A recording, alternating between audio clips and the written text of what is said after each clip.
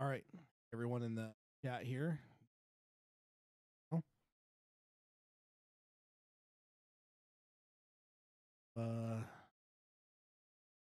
finished, finalized issues had in the past that have left you guys deaf to the live. Hopefully, you get.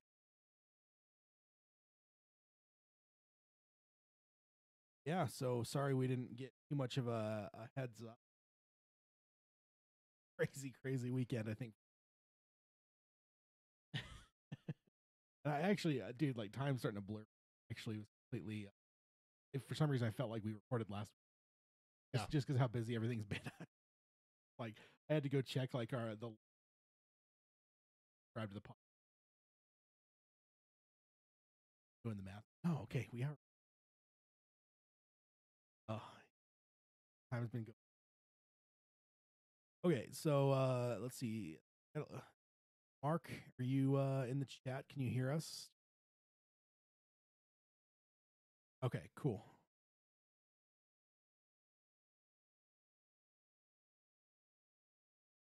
Let's see. How does that sound?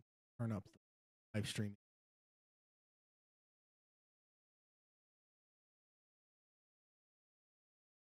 All right, live stream thing is turned all the way up.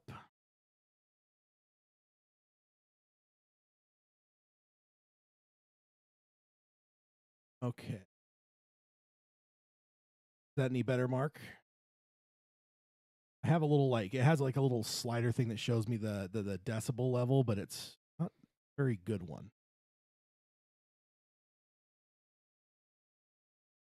No, and it's like kind of hard to read. It's super small and stuff, and I don't even know how accurate it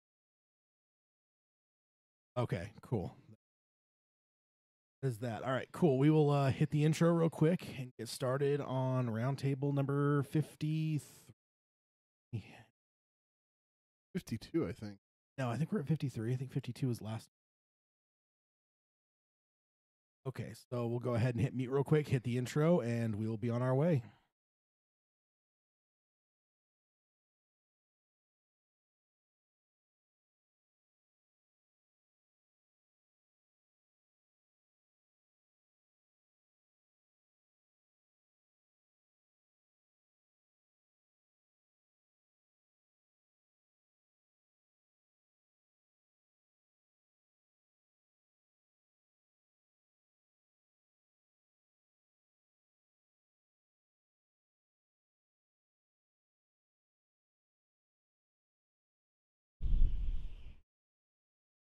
The Dark Tower by Stephen King. The man in black fled across the desert. Gunslinger followed.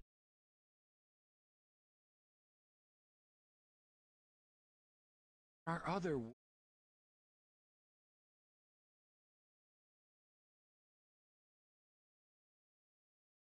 guns. It's time we had our own palaver, I think, and it's going to take That dauntless slughorn to my lips, that child Roland to the Dark Tower.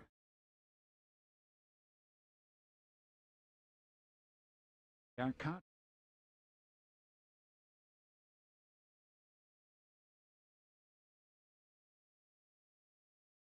Hello and welcome to Dark Tower Palaver. This is our podcast covering Stephen King's Magnum Opus, the Dark Tower series. My name is Tad. And I'm Peter. And we're here for roundtable number 53.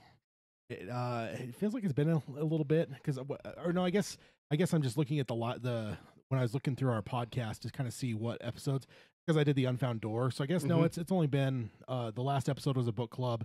The one before that was a roundtable, so it hasn't been that long. Yeah. One of those perception things where I look at the list and go, oh, there's been 2 episodes since our last one, but like, no, the book club or the Unfound Door doesn't count. But right, and I guess I can even just throw that out there with the Unfound Door. I'm gonna do Rage next, but apparently that one's a little bit tough to find. Oh, it's a sensitive subject matter. I understand that. Yeah, apparently it's been out of print for a number of years. It's never been done on Audible, so the only way to buy it is in a collection set. So I'll be doing that soon. Speaking of Audible, I got that Pet Cemetery for the first. I was like, oh, I know that I got bogged down reading that one, new job and everything. Harder for me, but that made me pretty excited. Pet Sematary now for the first time available on Audible. Yeah, that's good news. It's definitely a booming time for Stephen King. I mean, It's the third golden age of King. I don't know if you, I don't know, like, because especially like in the other things, I don't know if you heard like James Wan, which is the guy that did Saw and like The Conjuring. Yeah. He's signed on to do a Tommyknockers adaptation. Yeah, you told me about that. Steven Spielberg that bought the rights to how can I Talisman. Yeah, the Talisman. Yeah, he actually bought the rights to that before the book was actually published and has been sitting on them for 30 years. Apparently, he's recently said in an interview that might be moving forward soon. Probably won't direct it, but he'll be producing. So, all right, might be seeing that movie soon. And there's just so much. The Stand was announced to probably be a 10-part series on CBS's streaming service. All Access. The one that their Star Trek show is on. So, I don't know. It just seems like. Well, and then let's not forget, Amazon has the Dark Tower. Yeah. But I mean, we have talked about that though. But I mean, I think since that last episode, a lot of this news that we just threw, like those. I mean, I know that's all like somewhat tertiary to the Dark Tower series. But hey, Talisman though, you haven't read it. That is directly linked. Like, to Dark Tower, and the Stand is too. I mean, the hero of Dark Tower is in that. Roland's not in the Stand. No, Flag, of course. Eddie's not in the Stand. Boy's not in the Stand. Jake's not in the Stand. Yeah, Flag, the real hero. No. I will fight you on that. And that actually reminds me, we still have the Flag Summit that will be coming soon. We haven't forgot about that. That's definitely on the docket, and it'll definitely be coming probably this year, probably sooner rather than later. Yeah. So that'll be fun. We can put to rest once and for all that Flag is indeed of the story. Bad guy, and then we can stop Peter's maligning of his noble character. Bad guy.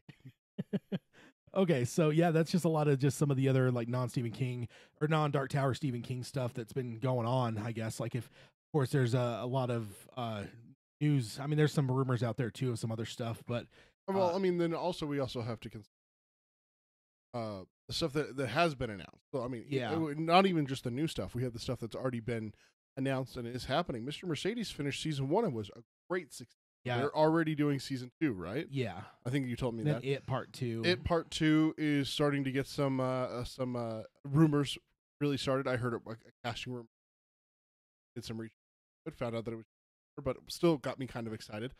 And then what's the Castle Rock Hulu? Yeah, Castle Rock's coming up pretty soon. Yeah, and then I guess Pet Sematary actually. I forgot they're adapting that. I think is that Andy Muschietti, the guy that did It? I don't remember who's doing that. Yeah, I forget, but either way, that one's on the docket too. So there's just a lot coming for Stephen King. Like, in terms of for adaptations, this might be probably one of the richest times, other than like that late 70s, early 80s period that he really hit it big. And I felt like they did a lot of adaptations there right out of the gate. I was gonna say, didn't they do a bunch of adaptations? And I can think that the one that he directed was Overdrive and everything.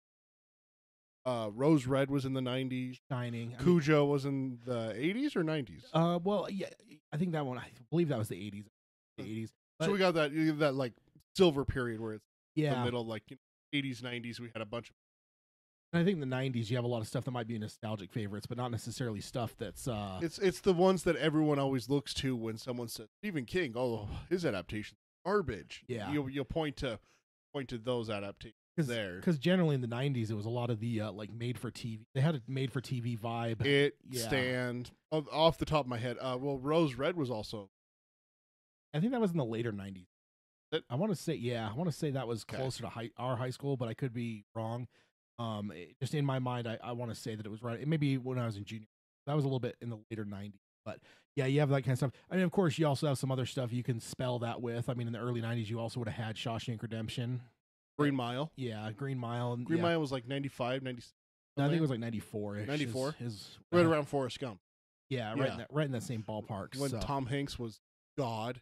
Yeah, when he was he was definitely, I mean, not that he's any smaller now, but he was definitely doing a lot of big stuff back then. So excited. Yeah. I want to see him come Stephen King. I don't know, that'd be fun. I don't know what role necessarily or what thing. He would make actually Mercedes.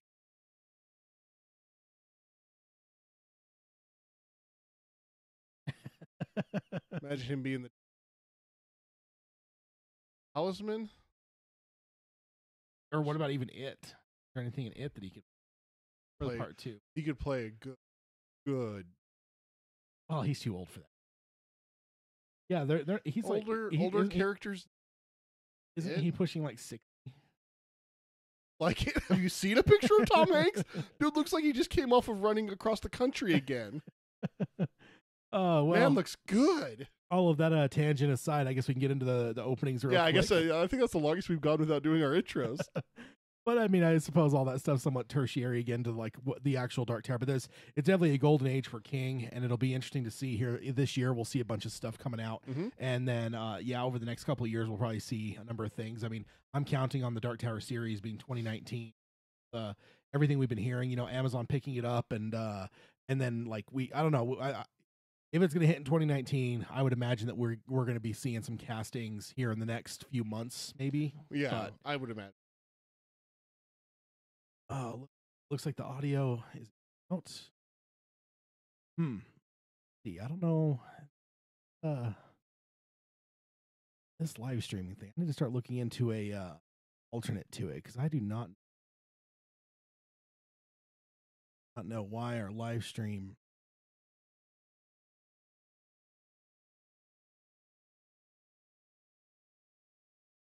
All right, hold tight just 1 second. Let me look at setting here. I'm not sure why we're. Oh, interesting.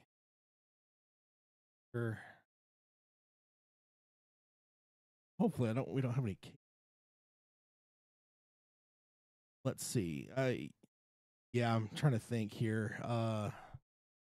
Looking at the recording, and I've not seen a whole lot of issues there. I'm thinking it's this software that we're using.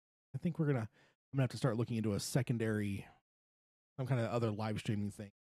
Yeah, these guys do not seem to be doing the best. I'm Tad. I'm Peter. I'm sure it can get confusing. Yeah. There's times I listen to a podcast and it takes me like a good chunk of time to get used to who's who, because you just don't have any point of reference when it comes to when it's just the voices. Like it's you then. Oh, that's the issue there. That's my for a sec. Yeah. All right. So go ahead and take a look there. Oh yeah, I can do the real quick. Let me get on over to the notes. Sorry guys for that are listening to the live stream. That's got a little bit of technical issues. It seems like that's become the case recently when it comes to. All right, let's see if that sounds any better. This is my mic.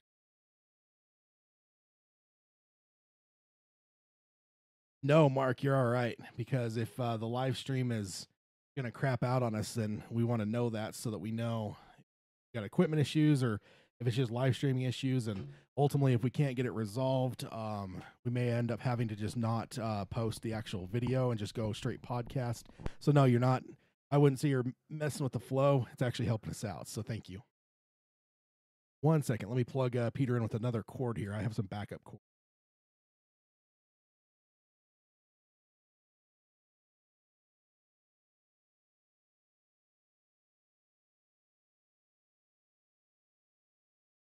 Okay, so whoa. I already hear a difference. Is it? Yeah. Okay. Interesting. We're being in the same room throws it off a little bit for what we can actually hear. So I think this is our original cord. You got the new out now. Yeah, I don't know. Could be, but this is a new cord, so hopefully that will improve Peter's audio quality there. Okay, looks like it is. Looks like we have a bum cord.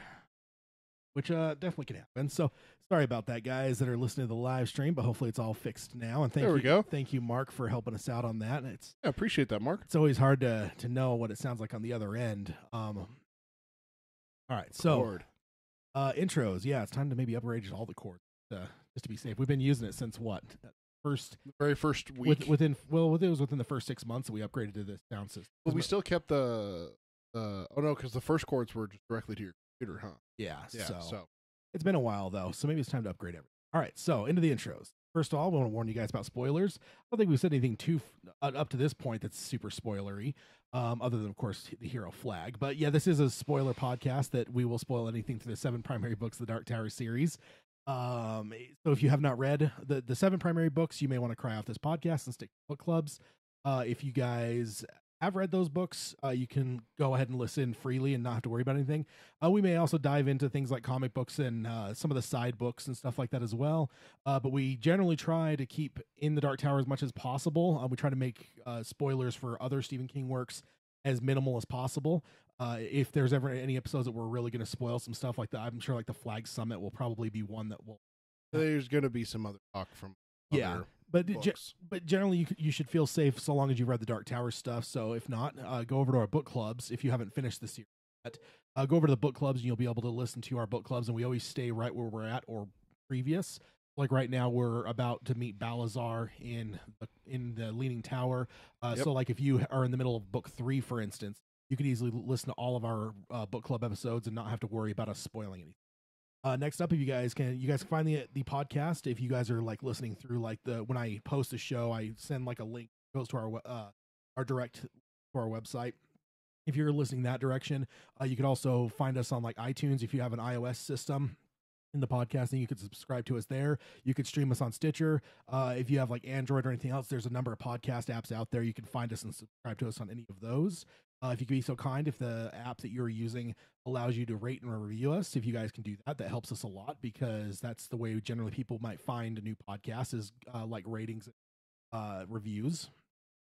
And also the show notes will be in our will be in the notes to the podcast itself. I still haven't completely rebuilt the website yet, but go ahead and look at like the notes in your app, or I think it would probably also be on the website that I'm linking you guys to. It has the same thing. I kind of put in like a description for the podcast, and a lot of times I'll have like the link at the bottom. Go check that out there, because right here, right at the top, I'm going to be throwing something out to you guys. It'll be in the show notes for this episode. We'll get to that in just 1 second. So last up, Peter will let you know how you guys can join the Palaver, because you guys are part of the extended content, and we want you. Yeah, best way to reach us is email. It's darktowerpalaver@gmail.com. You can also follow us on Facebook. It's facebook.com/dark. We're also on Twitter. It's @darktowerpod. That's PO. Live shows are streamed on youtube.com/darktowerpalaver. You can also find older shows there and watch the visuals that Ted's showing me as he shows them to me. Yes, indeed. All right, so that's our intros for newer people, especially if you guys haven't been listening long term. That might be some news to you and some helpful information. Hopefully, if you've been listening for a while, you probably could have recited those maybe as well as we do, maybe better. The next thing I want to do is I want to get into a couple things, and then we have a news article to go over, and then actually it's going to be a lot of emails this episode. We're kind of backed up on those, and the news is a little bit lighter than usual, and honestly, there's been a lot of great stuff in the emails, and I feel like even when we do like episodes that are a little bit more dedicated emails, sometimes we spend so much time on a single email that we don't necessarily get through a lot of them. That's because we just love it. I mean, look at the intro to this episode, for crying out loud. Yeah, it's true, but it's all Stephen King. That's exactly right. It's not like we're going off and talking about like Star Wars. In our defense, don't get us started on that.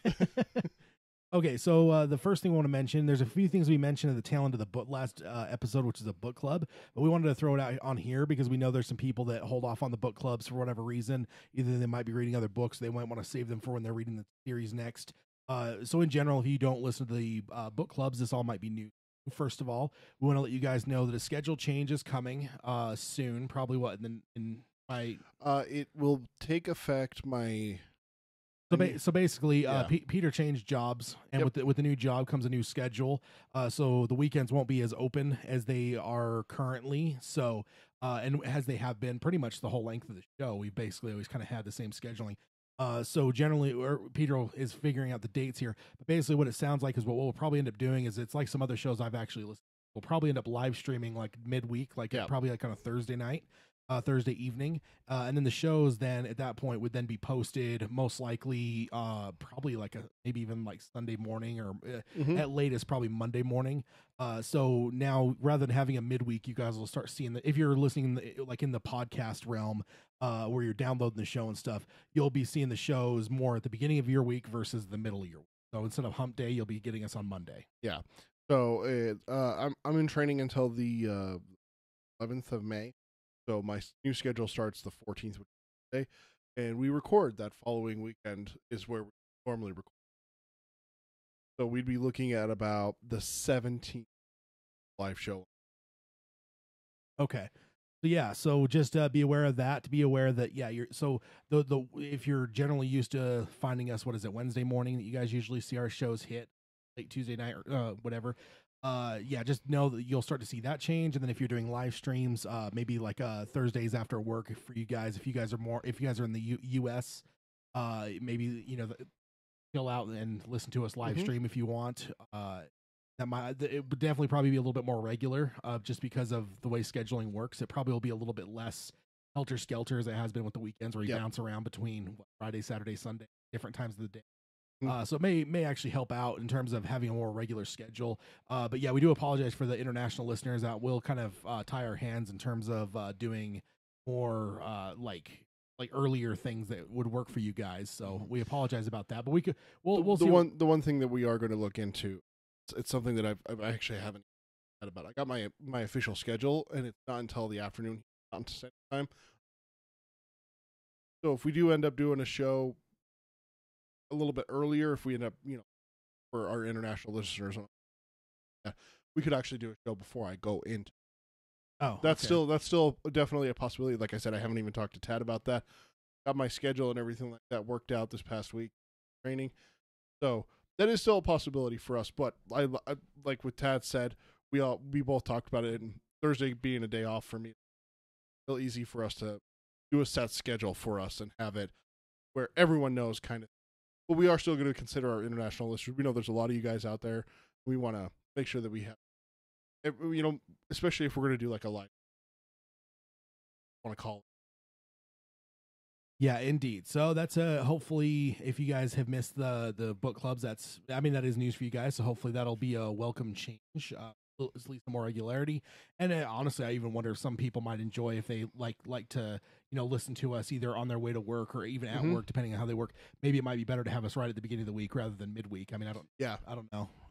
I know maybe that's what gets them through the week is listening to us. Now we're just gonna move it back on them, throw off their whole schedule, and they'll be like, "I listen to Dark Tower Palaver. Hey, oh no, it's 4 days away." You're ruining everything, Tad. Actually, it should be my fault, not Tad. Indeed. Hashtag Peter is terrible. Yep. All right. On that note, actually, the other thing we mentioned on the tail end of our book club last time is I haven't necessarily fully reached out to them yet, but there is a potential possibility for potentially looking into some T-shirts on TeePublic. They're a website that is if I don't know, I'm a huge fan of theirs. I just ordered my first T-shirt off.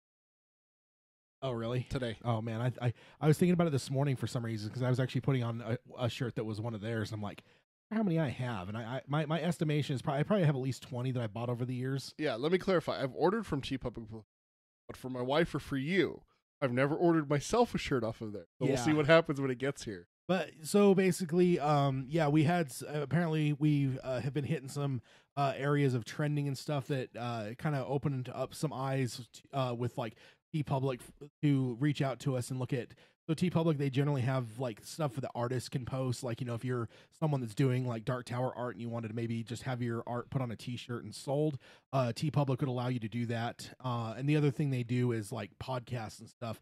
If they feel the listeners are enough, because they kind of foot the bill for like the cost of it or whatever. Like they have the stuff where we would basically put up like images of some kind. I don't know whether that'd be our logo or that'd be things like, hashtag Tad is terrible or hashtag team flag, would obviously be, I think, I don't know. Oi is a hashtag. Oi is not expendable, like Tad says. Or an Expendables poster, and just instead of like the action people, you just put like a raccoon face on all of them. Billy Bundler. Yeah, I don't know. I'm not necessarily a artistic one that I can do any do any heavy designs. But we did want to throw it out there to you guys to see what kind of interest level there would be. In terms of if we had a Dark Tower Palaver shirt of some kind or some different designs, would you guys be interested in that kind of thing?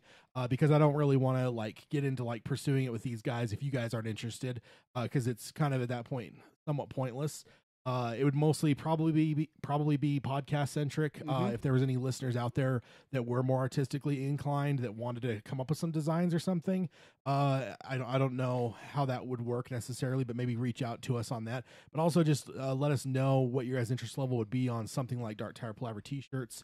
And what we'll do is I'll throw up some polls on the Twitter and the Facebook, and we'll let you guys kind of chime in and let us know whether you'd be interested or not. And if you're not interested, that's totally fine. We're not going to take it personal. It's just a matter of, I don't know, because I know I have some podcasts I listen to that I love, but I don't necessarily, I wouldn't wear a t-shirt for. Other ones I do. It varies for me. It really depends on. Yeah, and when we started this podcast, it never was making money. I wanted to talk about Dark Tower Palaver with likes it. Yeah, that's still the first and foremost. Someone wants to wear a shirt saying #Tad is terrible. Hell yeah. I mean, or Flag is the hero, something like that. Randall Flagg, hero of the Dark Tower series. Just some basic text would be great. I'll get one for you for Christmas. Fire with. So yeah, just look forward look at our social media for a poll on on both, whether Twitter or Facebook. I know a lot of people are banning the old Facebook ship currently. Yeah. So if you are doing that and you want to be doing it on Twitter, you can do that. Or also just reach out to us if you want to shoot us an email and let us know, yes, I'm interested. And also maybe just what you might be interested in design wise. That won't really work with the polls on the social media, but if you guys want to email us and let us know some different ideas, whether it's, I don't know, whether it's inside jokes of the show that we've had or whatever it might be, just let us know what kind of things guys might be interested in. So that's kind of a cool thing. Like I said, I like them.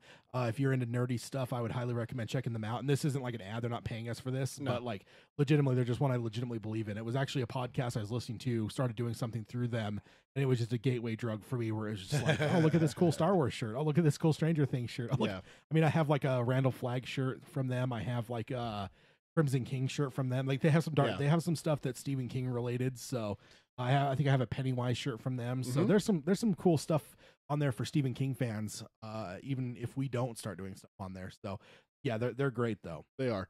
Tad said it. If you want to email us again, that our plot. Throwing it out there again. Yeah, indeed. And then the other thing that we're gonna have on the show notes, like I said, you want to look at the little description of this episode, and you'll have a link to the show notes. Is what I'm going to do is, because here in the next little bit we've teased this, we're going to be doing our second version of the casting episode. So what I'm doing is I'm creating a Google form or a Google sheet, I think, whatever it's called, the a thing where I make questions and you guys type in answers type thing. That's the form one. Yeah, form. I get it confused. They're stupid names. Place my. So yeah, I'm making one that has some screen grabs of the comic book or that kind of stuff of some of the different characters.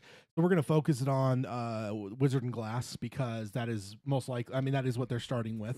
So we're going to start with that. But because especially for newer listeners, if you weren't around with the first, I don't even know what it was. It was definitely within the first year. It may have even been in the first months that we did our Dreamcasting one. If you're not, if you haven't been around that long, you were completely you weren't even involved in our last time we did that. So it would just be interesting because with that, you guys can put it whatever you want. If you guys want to continue in the idea that Idris Elba is Roland, you can. You'll have that freedom. Or if you want to go that it's a complete reboot, you'll have that option as well. So we will have. Basically, what it'll be is it'll give you the person's name, the person's picture. In most cases, it's from the comic books, but in some cases, I've put them side by side with, for instance, Roland. I have him from the comic book, and I have him with Roland from the movie. So, if you want to just keep it differentiate, so you have your whatever freedom you want there, and I'll have it split up between the affiliation and the Crimson King servants. So I look. You mean Randy Flagg, the bad guy. Look at the show notes, and you guys will be able to access that. I don't think I have it set to where you guys have to necessarily have your email put in and stuff. We're not going to get your guys' information, but I will have a thing at the very beginning for you guys to type your names. Because then what I'll do is what we'll do when we do that episode, we'll be able to just go through and go, okay, we're talking about young Roland right now, and then I'll just have a huge list that'll be maybe like the top 5 answers. The answer. Or if people have some different ideas, if people throw out cool ideas, I could be like, oh, well, Chris from Australia said this, or Cody from Kansas said ones this, that we didn't think about, especially. Yeah, so it will have your name. It'll ask you for your name, and with that, just I think I put it in the instructions too. But with that, just put your name as we know you on the show. So like if you are someone like Chris from Australia or if Chris from N World, whichever one, you would put your name like that, because then we would be kind of reading that on the show. So look for that in the show notes. And I'm not saying that that's the next episode, but it might very well be. Okay. Kind of up in the air. I guess because I want to give you guys plenty of time to go through it. But if you guys get access to that and be able to fill it out, the time that this podcast drops, that will give you guys a week and a half to do it. But if we don't have enough responses, we could wait a little bit longer and do something else. But we want to do that because I think that'd be a really fun show to kind of go through, and especially talking about the best book in the series, Wizard and Glass. Come on, man. Don't knock my wolves of the call out here. Our dream castings were episodes 3 and 4. Okay. Here we are in 53. So yeah, well, yeah, and this is Roundtable 53. Roundtable 53 with all the book clubs and stuff. So I forget where we're at, but yeah. So be looking for the show notes, and that is kind of some of the stuff we wanted to throw out there to start. Now we're going to jump into some news. And we only really have one thing for the news, and then we'll jump over to emails because we have a lot of cool discussions for emails. So let's get on over to the first thing here. And this is one that I don't think that we've discussed. There was something about it that just seemed unfamiliar to me. It isn't necessarily that it is on Amazon, but it's something else in this article. So I wanted to go over it and see if this was unfamiliar to everyone. Peter may even be the judge here to let me know if I heard this, because to me, it sounded vaguely familiar, but at the same time, I was like, I don't know if this, because we know about this. The series is picked up by Amazon, and this is kind of in the multitude of people that were reporting this was this article, and it has a couple details in it that I don't remember prior. I do not remember. Well, we haven't got into it yet. No, that's just the headline. That has nothing. That has nothing to do with what we're there's doing. more. Yeah. Oh, go on. Okay, so for your father's sake, go on. So this is from Josh Weiss from Sci-Fi Wire, and this is on February 25th, 2018. And there's just a couple notes I wanted to grab from him here. He says, while the Dark Tower movie was a standalone mishmash of King's 8 books, the TV show will be more faithful to the original series. I do think that we've heard that before, that it would be fairly close to almost, I don't want to say exactly word for word, but it's going to be a lot closer to Wizard and Glass when it came to how they're adapting it. Yeah, if you guys are hearing any kind of beeping, there's construction being done a block from the house. I think. Oh, that's what that is. Yeah, they're chopping up a street. So hopefully it's not too distracting. Hopefully you guys maybe can't even hear it, but we can hear it vaguely. If you're hearing it, that's that. Okay, so now on to the next part of this article. Now, this is the part that interested me, and I couldn't remember if we had heard this or not.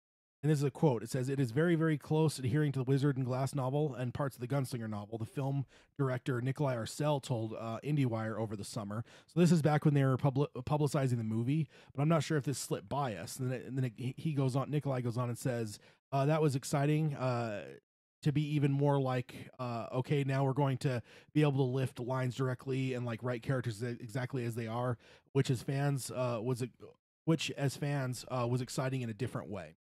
So I don't remember hearing that, because that definitely goes into what we were talking about with the studio involvement. And now Nikolai, he wasn't able to write it to being true to the characters. Yeah, that's what I take away from it. But then again, this does say it was back in the summer, so I don't know. I mean, this is. I mean, I wonder if there was just so much going on news wise that stuff may have slipped by us. Yeah, because they're basically pulling up a quote back from because I don't think Nikolai said anything since that opening weekend. I think he pretty much. Well, he did that one interview internationally. Then it got taken down that we talked about. Yeah.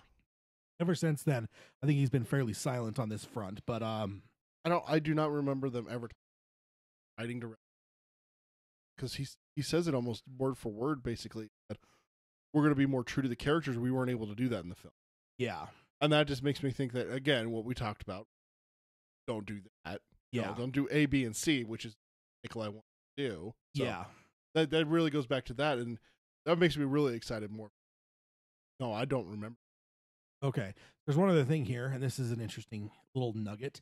It says Arcel and co-screenwriter Anders Thomas Jensen, who co-wrote the pilot script and will oversee the production of the show with Mazzara. So that's did we know that before? I think we had kind of heard some vague things that maybe that they would be involved in the show, but I don't think we heard any follow up on that. But it sounds like Nikolai and the other guy that helped write the movie, Anders Thomas Jensen, sounds like those two also co-wrote the opening episode. Oh, So wrote the pilot episode. And then it goes on here. It says Akiva Goldsman, who had been tapped to write the script when the series was set up at Universal, will executive produce, with Ron Howard and Brian Grazer executive producing. So a lot of the people that have been involved with the movie as well at the higher levels will be also producing at the TV level as well. But of course, Glenn Mazzara is doing the show running, which is that's the dude that kind of really drives the thing when it comes to TV. Yeah. So that's the big one. But it's very interesting that Nikolai and Anders Thomas Jensen wrote the pilot. I don't think we had heard that before. I did not know that Nikolai was going to be involved with the TV show at all. I'm even wondering if this was even done during the production of the movie. I wonder if he... Well, that's what it makes it sound like. They wrote them kind of similar at the same time, which is what makes me... What changed with the movie when Nikolai went to make it, that TV show is going to stick more close to the books. Yeah, yeah. So that's somewhat titillating, and it's somewhat exciting to kind of know that whenever that might be, hopefully 2019, because that would be very fitting when it comes to the right year for a Dark Tower movie would be, or a Dark Tower release would be 2019. So if hopefully 2019 is when we're going to see it on Amazon, and from there it'll be interesting to see Nikolai's name up there as a writer of the first episode. We still got to figure out how we're going to do breakdowns and everything. Once, or are we going to do week by week? You know, the one thing I thought about is I was thinking recently about Man in the High Castle. Do you remember that they dropped the first 2 episodes like 3 months before the show actually dropped? Oh, yeah, you told me about that. Because I didn't watch it until everything was... Oh, okay. So they did that, and I almost wonder if that was like a test balloon to see how popular it might be. Dude, if they did that with Dark Tower... Ooh. It'd give us a couple episodes like 3 months before the actual show full on drops. But yeah, then once it drops, it'll be an interesting thing to see how we're going to be able to go about doing it, because Amazon, I love them, because I was just cursing the other day at Hulu. I'm watching one of their shows they have, and they put it out weekly. I hate you people. They did that with 11/22/63. Yeah, they did it with that, and then I'm watching a new show and it's doing the same thing. I hate you people. Like, just let me binge the show. But now you've been spoiled. Yeah, but now as a podcaster, I'm like, oh man, if the whole Dark Tower series drops in a day, like, how are we going to go about breaking that down? Yeah, we may have to do a marathon of recording where watch an episode, I come over and record, watch the second episode, record, watch the third episode and record. Yeah, we just just take some vacation, and we just cordon ourselves off and just lock ourselves in a bunker or something, move all the office stuff down there. Yeah, watch an episode, do a podcast. Watch an episode, do a podcast. By the end, we'd be getting punchy, but it'd be fun. Punchy Tad and Peter's. And I'm not saying that, I'm not necessarily guaranteeing we're going to do that. No. That would be very scary. But that's the end of the news. So let's go ahead and jump on over to...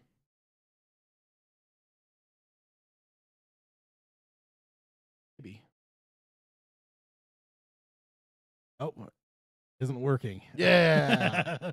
Oh man, I moved some files around, and the email jingle is Peter gets a reprieve today, but not next time. I'll make sure it's working next time. So we're gonna jump on over to emails next, and we have a lot of great ones.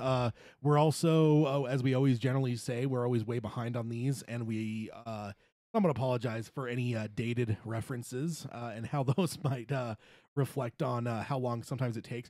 But hopefully, even just before we say that, hopefully everyone's been enjoying the more regular book clubs. I don't know. I know I have.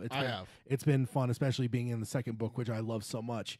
But yeah, it's really hard for me not to, because I don't want to get back and read. Yeah. So I'm like, I know, like a controlled read like this, I don't know if I've ever done this before. Usually I'm just like, I mean, by now I'd probably be at the tower in book 7. Yeah. Like with when we started reading book 2. Yeah. So yeah, that's let's jump on over to emails and see what some of the extended content has to say and what they want to talk about. First up is Sean. And I don't recall if we've heard from Sean before. I'm getting to the point I gotta even quit. I mean, I'll try to remember guys, but man, there's so many of you guys now, and just wait for the first line. Usually we hear there. Yeah, my memory is infamously short. Cody says in the chat that he needs a Tower shirt, and T-shirt might be first. Yeah, so we'll definitely look into that. Yeah, we'll throw up a poll for that kind of stuff. There's what we do. Make it perfectly even. We'll do the Dark Tower logo on the front. Hashtag Tad is terrible. Hashtag Peter is awesome. Perfectly even there. Oh, sure. Put me in the negative one. You malign me like you love to be evil. What are you talking about? You just like you malign Flag. You malign. Okay, yeah. So on to Sean here. He says, "Hi, all gunslingers." Hi. Says, I only recently came across your podcast and have been listening to your roundtable discussions concerning the Dark Tower movie. I'm planning on doing a full read through the series in the near future and plan on getting caught up on the book club episodes as I read. So again, as I mentioned, I think that some people actually do that. Or I've also had people tell me that like if they're reading something else completely, they skip our book club episode just because like they're in the middle of either another part of the Dark Tower, or even other people have been like, yeah, I'm reading this other King book and I just don't want to like. Yeah, that's fine. Contaminate it. So yeah, no, they're there for you. Yeah, go back and listen. Yeah, indeed. So he goes on here and says, when I found your podcast, I was relieved to hear that you two enjoyed the movie. I read so many poor reviews and wanted to find out I wasn't the only one who enjoyed it. While the film wasn't perfect, I still found it quite good. Yeah, I'm still that way. Yep. I think we've even had a few episodes where we've been, gone into like at least looked at some certain elements that we may have been. I think it was in light of another Stephen King. But I mean, even those things that were said. Wasn't it an article that compared the difference of development in Dark Tower? I'm trying to remember if it was that or if it was Mr. Mercedes. I think there was might some have stuff. Been Mr. Mercedes. When I watched Mr. Mercedes, there's a few things that jogged me. But even in the light of those things that were said at the time, like it still doesn't mean I don't enjoy the movie and throw it on every so often on like streaming or whatever. As little as I watch movies, as much as I love movies, I never spend enough time watching. You lose, you failure of any kind. It's pretty pathetic. Okay, so then he goes on and says, first, as you two have stated, I didn't see any other way they could possibly adapt the series in a way that satisfied fans and newcomers. To go in depth into Midworld and with Roland's backstory would be a necessity. Would necessitate about a 3-hour movie with about a full hour probably being all exposition, which that would be I think that's the main thing that's like the hardest part, like is just exposition dumps, like they're a drain on the audience, and I'm like, man, I don't know how you can get around, like I mean, like I've looked at some other larger franchises, like even like Lord of the Rings, they had that whole first intro and they try to make it as like visually stunning as possible to show like the history of Middle Earth. Yeah. But at the same time, that was still nothing but a giant exposition dump. And I think like being able to show the imagery, I think that's almost maybe the only way you can get away with doing it, because then it at least seems like somewhat entertaining and engaging. But at the same time, it is still exposition dump. You're just still just like, oh, let me just spend 10-15 minutes to give you like massive history so that you actually understand what's going on. Yeah, I mean, it's one of those things. Does Dark Tower really deserve it? Yeah, and it's one. Yeah, I mean, because that's one of the big things for Dark Tower. Also, over encapsulating. But let's just say you did an intro of some kind. Mm-hmm. With the stuff that you'd have to cover. Like, let's just say you were going to do something like Lord of the Rings to kind of give, bring people up to speed before whatever. You couldn't do any of that without in some way showing Roland. So that I actually have thought of a way. Well, I mean, because he's so involved with everything that it's like, would you really want to see? Because like, think about the Lord of the Rings ones. You see, like, generally the only ones you really see are side characters. Guys that would have been around 3,000 years prior to the events of the movie. That they're older people. But like when it comes to like Dark Tower, like a lot of the stuff goes through Roland to where it's like, you really want the reveal of Roland to be in some prologue that's doing an exposition dump to the audience. What I would do is that I start off the movie. Didn't bother us at first, but it's kind of at least for me. I think we didn't start with the the Man in Black flood. And what you do is you actually have Man in Black tell it in tall, talking to Sylvia Pittston, or to someone and being like, here's who's coming after you. Yeah. And you do like a dramatic reveal character that. Because then you have him. But I don't think you really have him saying the line though. No, you don't. Okay. You have the text, in black fled across the desert, and the gun follows. And then you come up and you're on the Man in Black. And in Black is explaining to the, maybe a couple preachers or, the preacher wife and, the family that's going to file up the if you don't do a Sylvia Pittston, because that scene with her and the Roland is not exactly probably going to be film friendly, But streaming friendly, maybe. And imagine him just like bewitching people and being like, "You have a gunslinger coming." What? Have someone who don't know what a gunslinger. Listen, this is what's coming for you. And then you do an explanation over voice by the Man in Black. Great intro to the Man in Black. I'm running from this dude. You have to slow him down for me. Yeah. Kind of thing. I honestly, I would like that, because then it gives you like we got a big bad coming up. Then you find out that's the good guy for new fans. Yeah. But even still, like, I almost even wonder, do you want to reveal Flag in a way like that? Because, like, he's so mysterious. If you're adapting just the first book as it stands, would you not want to have some mystery around him? Like, maybe even where, like when he's resurrecting Nort, you even just have that being a story told where you don't even. Oh, there you go. You know what I mean? Because I almost feel like there needs, because I feel like I got that sense in the book where it's just like he's so like elusive, and I almost feel like you'd want to adapt that into the movie in some way where like you make the audience almost desire to see him as much as Roland does. What about Jake talking to the one that, and then you go from Jake goes back, tells what he knows about. Yeah, I mean, yeah, I like the idea of Roland not being the narrator. If we're going to have a narrator, and if you're going to have a narrator from book one, you're kind of limited on the characters here. It's got to be Jake or the Man in Black. Yeah, I mean, yeah. You don't really have much other choice there, unless you throw a curveball at people, like we talked about before, books 1 and 2. Then you have Eddie do the narration, because let me tell you, that boy can talk, and I will listen all day. You mean Aaron Paul, right? Eddie. They're one and the same. Okay, so now back to Sean's email. He says, doing a straight adaptation of The Gunslinger would only leave newcomers even more in the dark, since the first book leaves so much more unexplained about the world. Also, I strive not to let changes in source material affect how I view a movie. And I think that's smart. I think I think I'm kind of one of those ones that once I came to that conclusion to kind of let go of whatever. It's like the books are the books, and a movie is always going to be a movie. Once I did that, I've been able to enjoy things a lot more, I think, in general. But I mean, and I'm not saying everyone has to be that way, but like, I don't know. I get you love the book and maybe think that's the perfect way.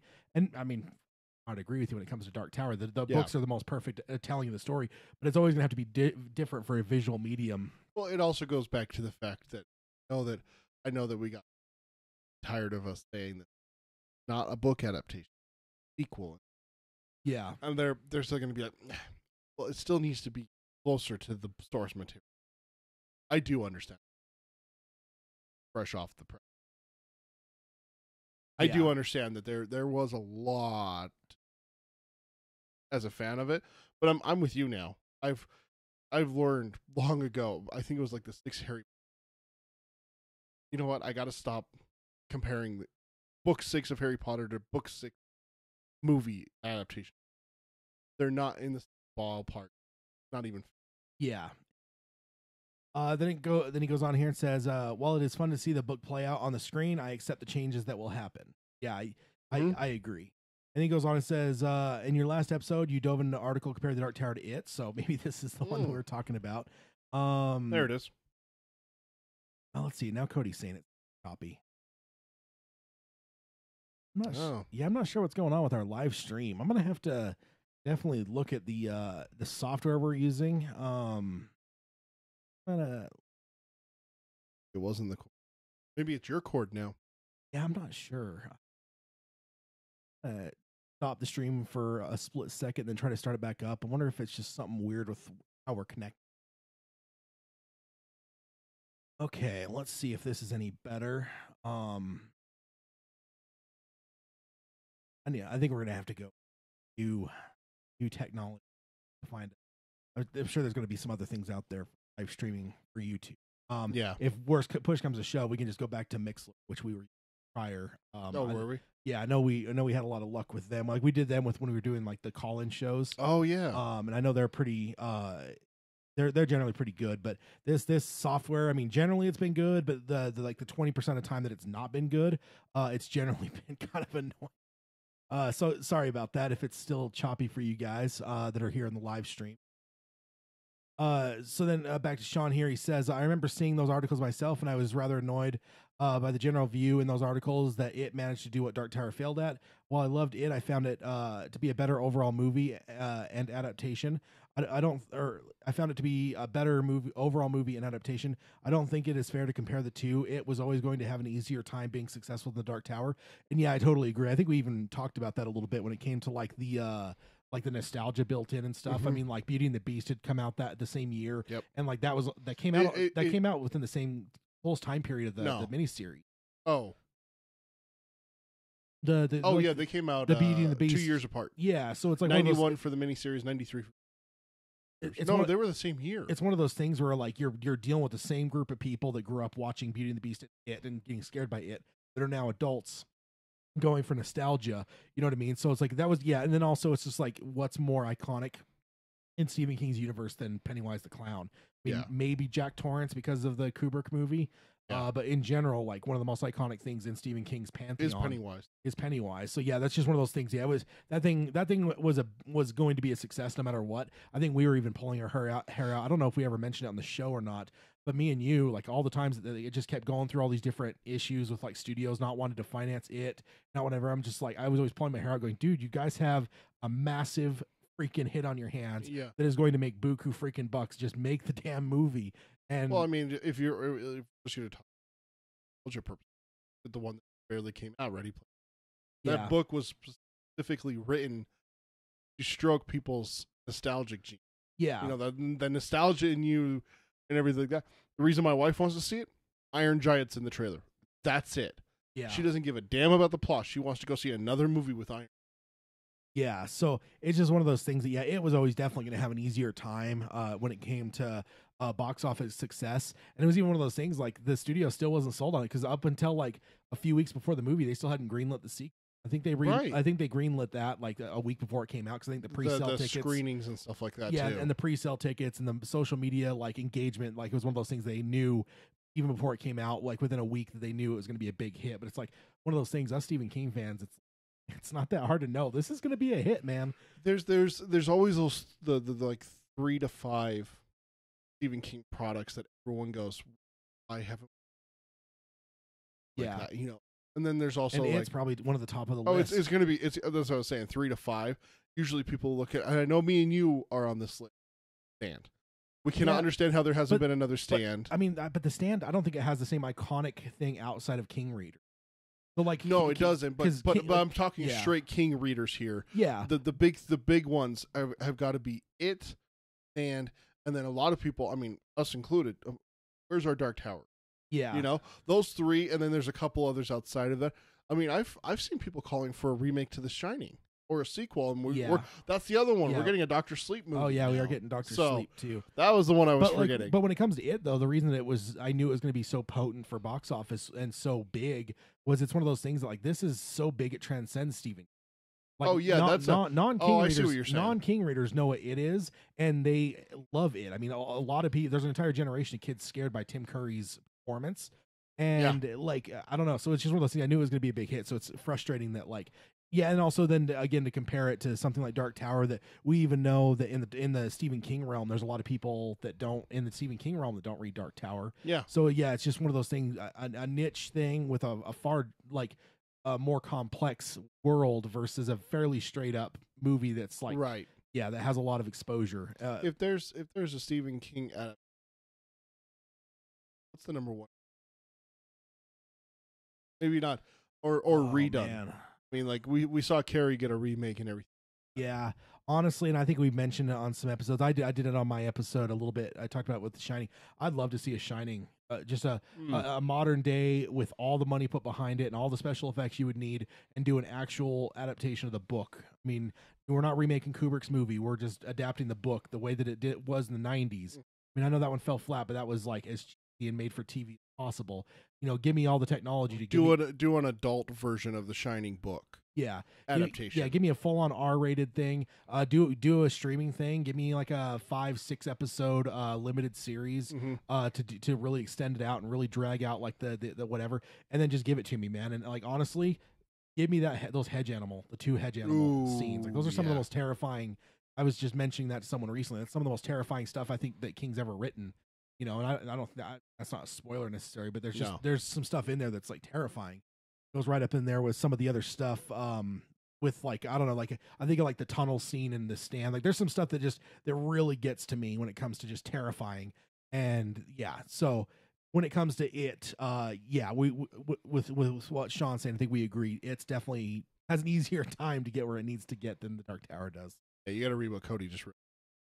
Any screen time that does the story any justice should be huge. Just need a studio that's willing to put one on true to the source material. Yeah, exactly. Yeah, and I feel like that's why I almost wonder if like the streaming thing is like almost the salvation for some of this kind of stuff, because it feels like in general you see less like tampering when it comes to whatever. I mean, I just read something recently about I think Netflix has 700 new things that are hitting their original content this in 2018. Yeah, I mean, so it's one of those things like I highly doubt they're going through and spending time to give like studio notes on 700 different projects. I feel like they're just cutting checks and going. No, I think make stuff. I think the big thing also is that the studios before, and like we talked about, we have to worry about checking certain boxes, and it's what Sean kind of alluded to here with it. You have to check the boxes for a new audience. Someone who's not familiar with Stephen King, not familiar with Dark Tower, or familiar with Stephen King and not familiar with Dark Tower. You also have to check all these boxes over here, fans of the Dark books. Yeah. You're towing that very fine line, and one way or the other, someone's going to be unhappy. But with streaming, that's where you can be a little bit more, got a little bit more wiggle room. Yeah. All of a sudden you go from, all of a sudden you go from a what is it, like a 4-inch balance beam, all of a sudden to a 4-lane highway. Yeah. And it's one of those things, like look at like Mr. Mercedes, I think is one of the more recent ones that I've watched. Think about some of the stuff in that was true to the book in ways that, like, think about if that was a movie. Let's just say they condense it down to a 2-hour movie. There's some elements of that, even in that very first 5-minute scene. There's no chance in hell that makes it. That first scene would have made that movie NC-17. Well, I mean, I don't know if it would have pushed it to that because they don't necessarily use that anymore. But I don't think the studio would have allowed it. No, that's what I'm meaning. Is like the studio's like, well, we can't submit this for rating. This is just too bad. Yeah, you can't do that on film. Yeah, with streaming services, it seems like they're having a little bit more. Take the handcuffs off. We don't have to worry about a rating. Yeah, I think that's the big thing. Exactly. So yeah, I'm really thinking that streaming might be the best way to go. When it comes to some of this stuff. That's what Cody says in the chat. Is on streaming, it's easier to take risks and wider audience. Yeah, and I think even like television, if you look at things like HBO and some of the other things, even AMC in some cases. Yeah, sometimes I almost think that some of those things might be better than a traditional Hollywood movie. As much as that pains me to say, as a huge fan of movies. Well, I just hope that it kind of hope that the streaming services don't phase out Hollywood. I don't think that'll ever happen, but I hope that it affects it. That opens their eyes a little bit. Opens their eyes. I mean, and we've talked about this before. No one's done a rated R comic book movie since wasn't Spawn rated R in the 90s, and everyone thought it was terrible. Yeah, I mean, it wasn't a very good adaptation. It wasn't a very good adaptation. So, we had Blade in the late 90s. Some people still consider one of especially the third one. But, just look at the success of Deadpool a couple years ago. Yeah. And the sequel's coming out this year. It's going to be hugely. And Logan was rated R. Logan was amazing in rated R. Did fantastic in box office. I think this is the kind of thing that studio execs need to not just look at it as a comic book. I think they need to look at books as well in that context. Yeah. We as viewers can handle the more adult stuff that you've been shying away from to try and get a PG-13 rating. We prefer an R rating for most of our adaptations if it's an I'm using air quotes here, guys, R-rated book. Yeah. I don't want to see Carrie without the blood. I don't want to see Dark Tower. Do you know that reminds me? Do you remember the first trailer for It, and it showed the Bev sink scene, but they had like made it black. Yeah, and I remember even like telling you, I'm like, I bet you anything that just had to color that to make sure it wasn't like gory for the trailer. And then I came back to you and I was like, do you even think that it's going to be blood then? Or is it going to be like oil or some crap like that, or crap, coming up from the sewer? And that kind of worried us. And then we saw the R rating and we're like, nope, that's going to be blood. Yeah. There will be blood. Get it. Yeah, indeed. So then Sean goes on and says, It is one of King's most famous novels and has already been done with a well-received miniseries, even if it hasn't aged terribly well. Meanwhile, even some of big King fans have not read the Dark Tower series, so I guess we should have read there to let him say what we were just saying there. We do that a lot. But it's definitely true, though. But I guess that's, I don't know, it's because some of these things are so obvious in my mind that, it doesn't surprise me that... Hey, great minds think alike. Yeah, exactly. It's something, but... and then he goes on and says, in the end, I'm fine with the fact that that many seem to not like the movie. I've become used to it. And he says, I happen to enjoy Batman versus Superman, for example. And you know what's funny is, I swear to God, that's like the main one that gets used. Is it? Like everywhere online I look when people are like kind of showing, like, and I'm not like saying that's a bad example, Sean. I'm just saying it's just funny to me because I swear, like, if I just read those first few words, I happen to enjoy, like, I almost assume it's going to be Batman versus Superman at this point.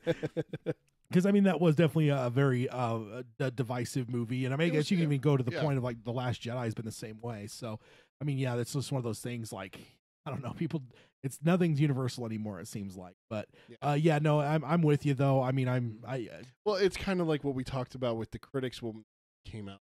But not even critics, even like fans, because I think that's the main thing. But the fan division is the thing that's like it's almost a new thing. I mean, because it's just like the critics. What I'm getting at is that it's almost easier to be negative and not be original and just be, well, if the first thing you read is negative, then I'm going to be, Oh yeah, I completely agree in the echo chamber. I mean, I think the fan bases are starting to mimic that a little bit.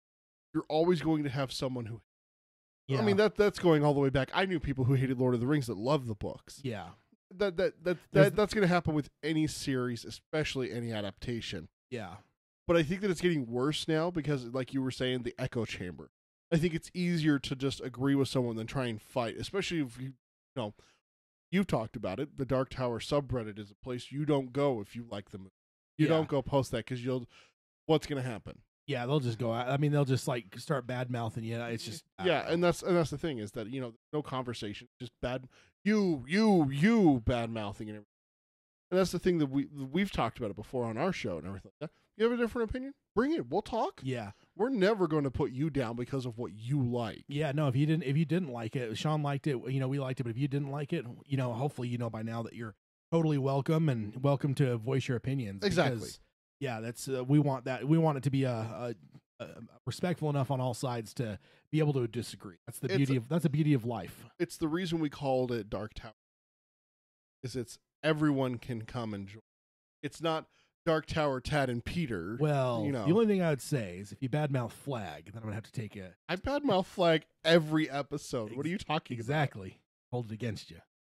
It's true. How dare you? Then Sean goes on and says, my hope is just let's see. My hope is just that it isn't enough to keep us from getting more, rather than in the form of a show or a movie. And yeah, I totally agree. And it now sounds like maybe since you've written this, it's become a little bit more clear the show is still coming. So yeah, we haven't necessarily been robbed of that, which is awesome. Yeah. Then he goes on and says, thank you for taking the time to read this. I've enjoyed listening. Long days and pleasant nights. Signed, Sean. And yeah, thanks for writing. Definitely always good to hear from new listeners and see how people find us. And I also always find it interesting if people just jump right in toward the end, or if people go back to the beginning and kind of go through, because it sounds like a lot of people do that, but other people just jump right in and they're just like, oh man, they talk about like Dreamcasting. It's like, oh, so I guess they didn't go back to listen because they didn't know what our Dreamcasting. Yeah. So, okay, next up is okay,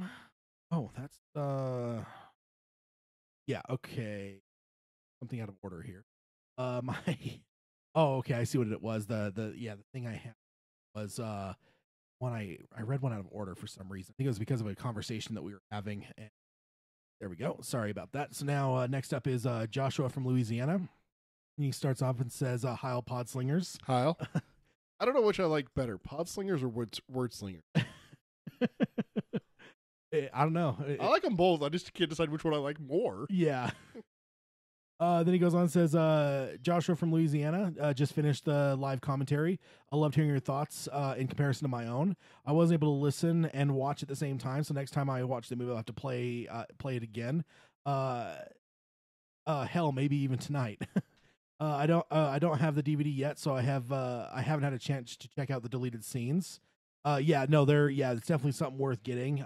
Yeah, I mean, because like that's the thing is like, does all Voodoo give you all the special features? I know like The Last Jedi did have like all the special features, but yes, if you buy it exclusively on Found, unless it's included with the. Well, some digitals come with special features, but I'll give you an example. I bought Deadpool digital, didn't buy the DVD or anything like that. Yeah, came with all the special features.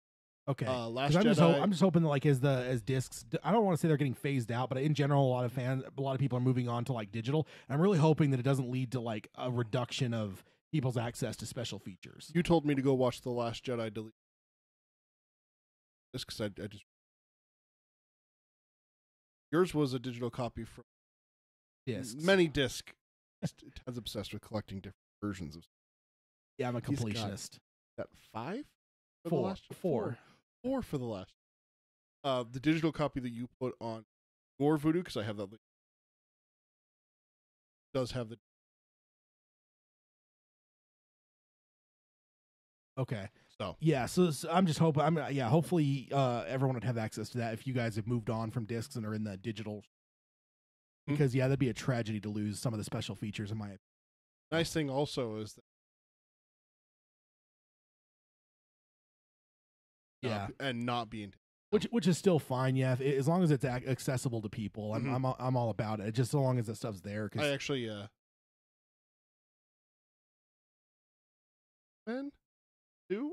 was me and my wife were having an I think it was just I lose track of these things. Peter is crazy. Was it with Tad? Was it with Lydia? Was it with me? I mean, I can't remember. Lydia's my wife's name, by the way, not Lydia. I'm gonna be confused. But I had to go look up the deleted scene because I remember the.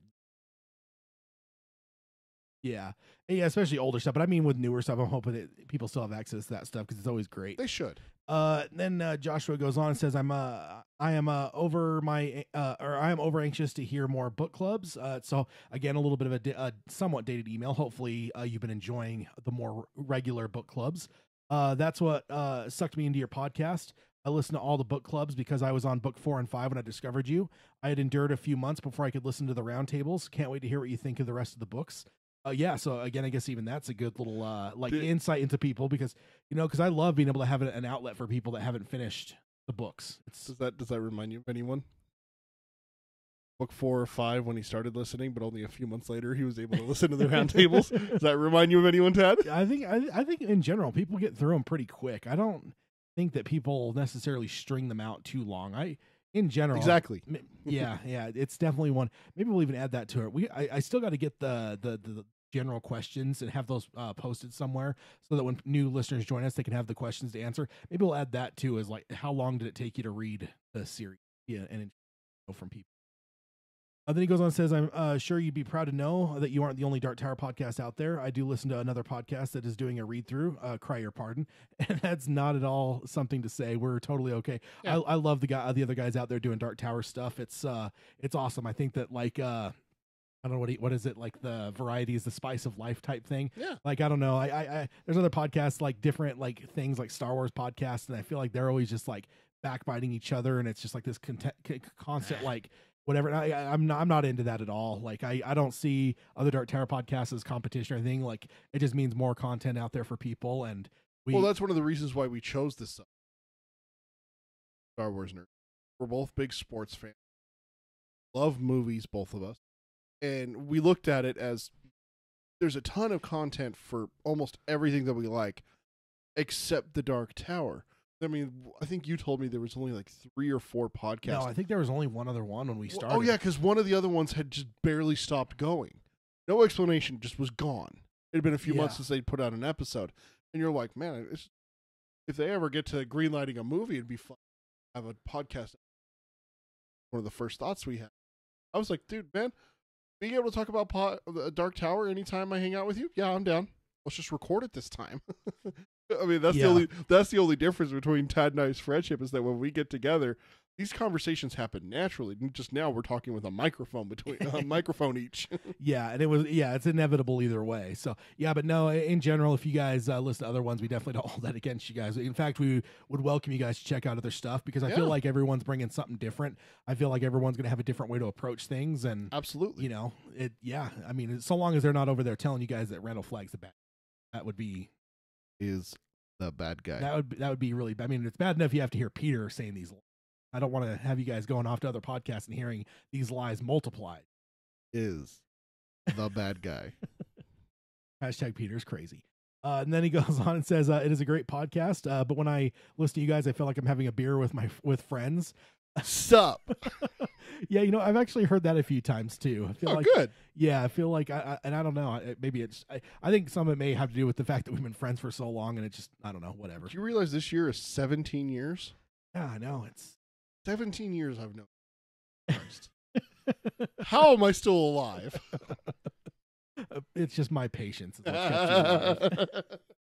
And then he goes on and says, no comparison to terrible / Tad and Peter. Let's see. Comparison to terrible Tad and Peter, smiley emoji, and he says smiley emoji. Oh, he didn't put the emoji, good man. No, he put it in parentheses just for you. Just said. Well, he said smiley emoji, but he didn't actually put the emoji. There's no emoji. I'm okay. My daughter is obsessed with that movie, dude. She watched it? It's on Netflix. Oh, I can't stop it. The only rule is that she can't watch it when I'm in the room. So she can't watch it on like a tablet or a computer out in the front room. No. I'm gonna buy a stuffed emoji for her. It will end you. That would be a good present for her. And then so just to show some datedness here, then he goes, "Have a Merry Christmas and a Happy New Year's." Oh man, I hope you had a good holiday, Joshua. Oh yeah, I'm trying to. Okay, yeah. Let me just make sure. Something is. Pretty sure that was. Sorry, guys. There's like different names on here that like I'm trying to think. Hopefully that. Yeah, no, he did sign it, Joshua. Okay, but I have like these random names that are like showing up. Sorry, I was reading what was on the screen. Was I wrong? No, it is. No, Josh is right. But, okay. Okay, I have. It looks like it looks what it is. I have one here that I forgot to put a slide on for. So I am going to. We're going to have a one that we don't have a slide for. Okay. So sorry about that. I thought I checked this, but apparently I didn't check it thoroughly enough. So this next one is actually Eric, and so yeah, well, let's get on to Eric. Sorry, and I didn't format it right either, so it looked like it was just. Oh, you mean like the name slide is what you? Yeah, I don't have. Okay. I don't have the slide. I thought you were meaning like he sent us a picture and we're not going to see that. No. So what it was, I had forgot to because I make the names big, so I know it's like the next email. Right. And for some reason, I missed Eric's when I was doing that, so it looked like Eric was at the very end of that one, and it was small. So I'm like, crap, is that signed by Eric? Is that a signature? Yeah, that's why you were worried which one you were on. Yeah, okay. Gotcha. So now we're on Eric. Despite what the screen says, for you guys that are in the live stream, this is Eric that's talking now, not Joshua is done. And Eric says, Tad and Peter, love the pod. I give the movie a 10 out of 19. I wanted the Gunslinger book brought to life, and I think that there was enough action to fill a movie. A spaghetti western setting, think the good, bad, and the ugly, but I knew I wasn't going to get it even when they said it was going to be a new path after the last book, since Roland had the Horn of Eld. Yeah, and that's totally, and yeah, and personally, I think it's one of those things like, if it was like on a streaming service versus a movie like we were talking about a few minutes ago, I feel like they probably would have been able to go Western. But dude, like Hollywood is like completely against Westerns. Right? They feel that Westerns can't make money. Like I don't think it did well. The fact that that Magnificent Seven remake didn't do super hot a few months prior, it was just one of those things that like when it didn't do well, there's part of me in my head that was just like, well, there goes another like justification for the people that were doing Dark Tower that transitioned it away from the Western element. You know, that's justification in their mind. Well, we made the right choice, you know, because I don't know. They just, for some stupid reason, Hollywood thinks that like the Westerns are dead and they're not worth doing, even though there's been a few TV shows that have been doing Western stuff and are killing it. So I don't know. It somewhat perturbs me as well. Cause as one that loves Westerns, I would love nothing more than just, whether it be the Dark Tower or something completely different. So I definitely agree on that. Like the whole Western idea is a good one. Then he goes on and says the biggest problem of the movie is they made the story more about Jake, and that's definitely one that we've heard a lot. Definitely, the story should have been about Roland and his quest. Change up other things to make a good movie, but keep the essence of the book and the quest. The way too many people who had the input into this movie forgot the faces of their fathers, and yeah, we definitely. Somewhat, you can kind of almost even see some of the too many cooks element going on. Yes, I think especially the third act, I felt like there was a little bit where it was like not bad, but I felt like there was some times like I could see some disjointed nature to where it's like I bet you this is like the difference between maybe even like the reshoots or even like just some. I don't know. If you look at like specific scenes, one that comes to mind, the Manny Village and I don't know why, but that pops up as seeing a bit more. That seems a little bit more Nikolai. Gunsling ancestors, and then we get to New York and it's like, okay, jam in a couple jokes here. Girls on the bus, hey, let's not badmouth that. No, don't get me wrong, it's good. It fits, Roland being fish out of water and everything like that. Yeah, but then it just keeps going with that. More centered on like New York thing. Yeah, then like he's saying, like Eric's saying here, we want mid-world, we want Western. Yeah, exactly. And then he goes on and says, how do you not start the movie with a classic line from the beginning of the book? And I would agree. I mean, I don't think, and it was funny because Stephen King said that he told them that they had to do that and that they had changed the script to accommodate him. But then when the movie came out, it didn't have it until later in the movie. It wasn't until midway through the movie that we heard the line. Yeah, doesn't Flag say it? No, it's the psychic. Sure. Yeah, from the village. I'm blanking on the lady's name right now. But yeah, it was her that says it, and it's like kind of it's her that says it, but it isn't even that her like saying it on screen. We just hear her voice saying it. It's one of those things that you can kind of make the connection and connect the dots. That, oh, that's her voice, so she's saying it. But yeah, it's later in the thing. It's definitely not the beginning, and I totally agree. It's such an iconic line. It's weird not to have it at the very beginning, because I almost picture it being like the long time ago, or a long time ago in a galaxy far, far away. It should just be, even if you just put it on screen and didn't have any audio and just had it come up and then whatever, you could even do something like that because it's just so iconic. And then he goes on and says, right from there, I knew the movie was going to be off. I want a TV series to start Wizard and Glass. Please, HBO or Netflix, please pick up the series. And then he signs off, all things serve to being Eric. Yeah, so again, we're kind of behind. So, no, yeah, we're close. We got Amazon getting it. And Amazon right now is in a huge race to basically, it sounds like the owner of Amazon wants a comparison to Game of Thrones on his network. And that's what's caused them to basically, they bought Wheel of Time. They bought a huge Lord of the Rings thing for a huge amount of money. And then Dark Tower. So there definitely looks like they're spreading out to do some more in-depth fantasy type stuff. So the nice thing is that they're not putting it all into one. They're going to take a couple shots, and if all of them exceed, they'll have one Game of Thrones. They'll have a bunch. They'll have a bunch. I mean, I imagine there's going to be an audience for the Wheel of Time. We've always heard how good that is. Yeah. That's one that even if you're not into high fantasy, because I'm not really into high fantasy, I've never have been, but I know by reputation that Wheel of Time is one of the probably the all-time best when it comes to that genre. So yeah, that's definitely will be a big one. But yeah, no. So hopefully that Amazon can do it well. I know they don't necessarily have the same long-term credibility that Netflix or HBO does in terms of like if HBO was to sign it, I will tell you I'd be a lot more confident just because it just seems like with HBO in general. They just do well when they do something. It's usually done well. Name a bad HBO series. Detective season. Let's not get into that. It took a really good series first to allow that to happen. We'll see what happens with season 3. But in general, when it comes to them, when they start a show, generally there's a lot put into it to where it's generally really good. And I can't even. I know I'm just being joking when I say that because ultimately, True Detective season 1 is one of the best things that's ever been put on. Oh, so good. It's ever been put to film. And the second season just completely botched a lot. So you can't. That wouldn't even answer your question because you're saying something that they've done that wasn't. Yeah, and then no, it's very rare. They're usually pretty good. In Netflix, I mean, there is some misses they have, but in general, they have a lot of hits too. Yeah. So I could definitely see why you'd want to cheer for them having it. But hopefully, Amazon can kind of they're trying to kind of make their bones and kind of get into everything. And the nice thing when you look at the three, well, all four actually, Amazon, Netflix, HBO. The nice thing about them is that they're tying away unique property. I mean, look at Game of Thrones. I mean, we've talked about this off. I want to say off camera, but that's off air. Off air. Thank you. Game of Thrones wouldn't have been made 50. No, there's no chance. Not even on cable. No one would have made that.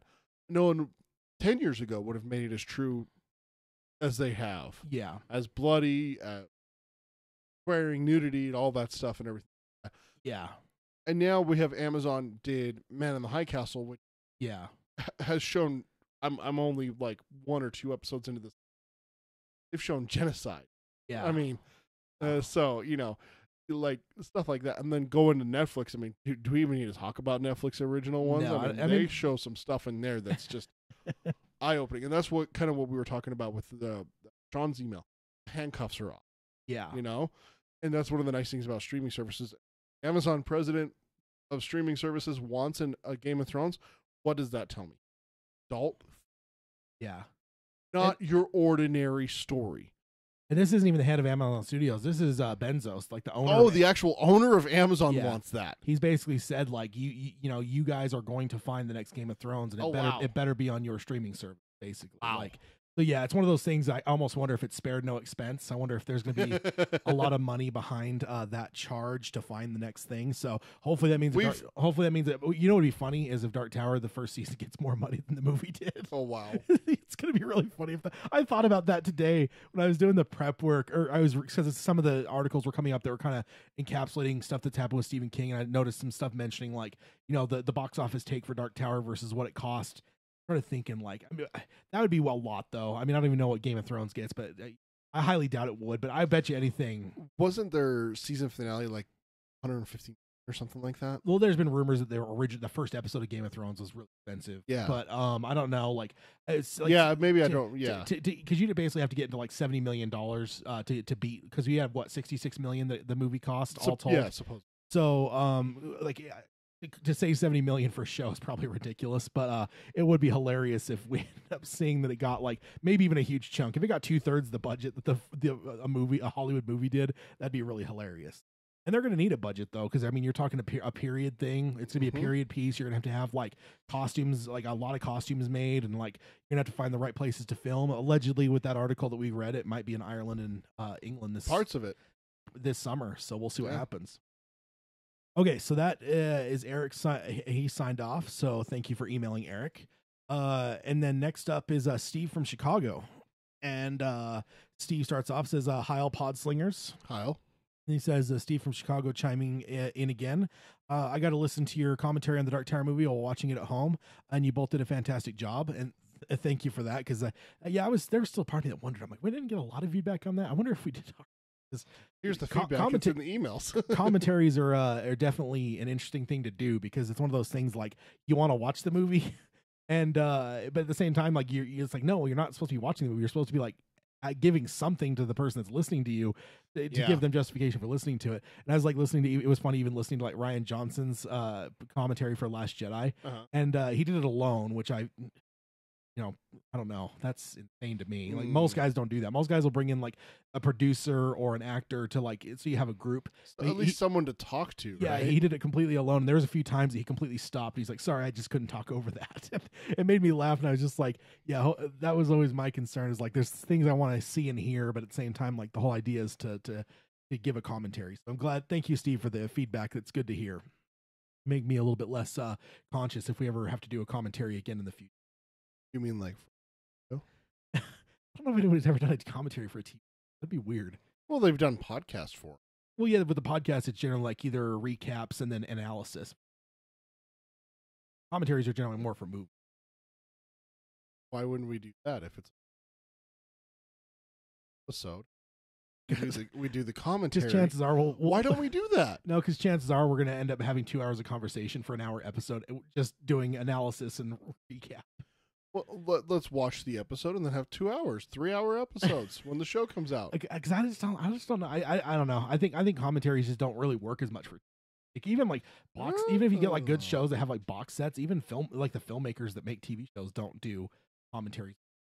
That's just not. I don't know why that is. I never thought about it before, but like I think the only one that I know of that's ever done it that I can think of was Breaking Bad. But beyond that, like anything else I could think of, like there's just you don't do commentary. It's I don't know. I know a couple commentary. Yeah, well, but it's always like the 10th anniversary.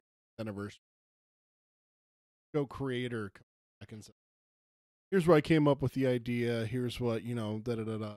Yeah, like and then what they'll usually do is they'll switch off from cast. Yeah, stuff commentary. Like maybe not the A-list cast member. Come on, parts of it. But I'm almost positive that we'll probably end up watching an episode and having a 2-hour conversation on that hour-long episode. Yeah, you definitely wouldn't doubt it. Don't doubt it. That's what I was trying to say. Words are hard, okay? There's a Star Wars one that I was listening to, and they were doing like recap on the Rebels. Yeah, it's like a 20-minute episode, 25-minute episode. How long do they talk? And dude, it was like hour and a half episode. Yeah. It's like it's just the way it works. Well, especially when you put word slingers or pod slingers like us behind after watching something from Dark Tower. I mean, it's gotta happen, folks. Yeah, no doubt. And especially if they do really good with the writing and have like a lot of depth to it and stuff. Yeah, there'll be a lot to talk about. But then Steve goes on here and says, it was like I was sharing a few brewskis with buddies watching the movie. So there's another one saying that we're having some beers with some buddies. Yeah, next time have one for me. Yeah, I was about to say, I won't even say. I was about to say, some people are like into this whole thing, like, oh yeah, we'd love to just drink and do podcasts, and like generally speaking, they're just not good because I don't know, like you're not coherent when you're drunk. I think you don't want me drunk on a. I get loud when I'm drunk. Yeah.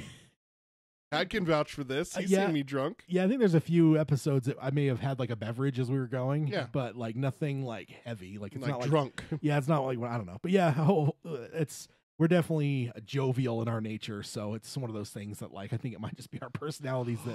What if I come up with a Dark Tower? Take a shot every time Peter says hashtag Tad is terrible. You haven't even had one on this one, so I mean that doesn't count because that wasn't a real one. But not yet. That was more of a academic one. And then Steven goes on and says there were really no lags in the chatter, and just as importantly, you didn't go off into irrelevant tangents. And he says, unlike how professionals sometimes do. And well, yeah, I guess for that we were keeping on course of the movie, but hopefully tangents don't bug you too much, or maybe you're not listening to the show. Well, anymore. I think he's just talking about the commentaries alone. Yeah, that's true. That's true. And then, it's definitely true that sometimes I listen to commentaries. I'm like, you just skipped like 10 parts of my favorite movie, and you're talking about something completely different. I know it would probably be the worst. I don't listen to commentaries. I tried listening once, but it was George Lucas, and I did. So like put me to sleep because I couldn't hear the movie over him. Hashtag Peter is terrible. No, I wanted to watch A New Hope without it, So well, then why'd you have it on? I turned it off. Oh, okay. You were the one that was telling me how great commentaries are. Oh, like yeah. So that's the first movie I tried it with, and yeah, those are. But because he has a group, he'll get like some like producers and other people involved, and I've always found him fascinating. But yeah, but it's just it's not my cup.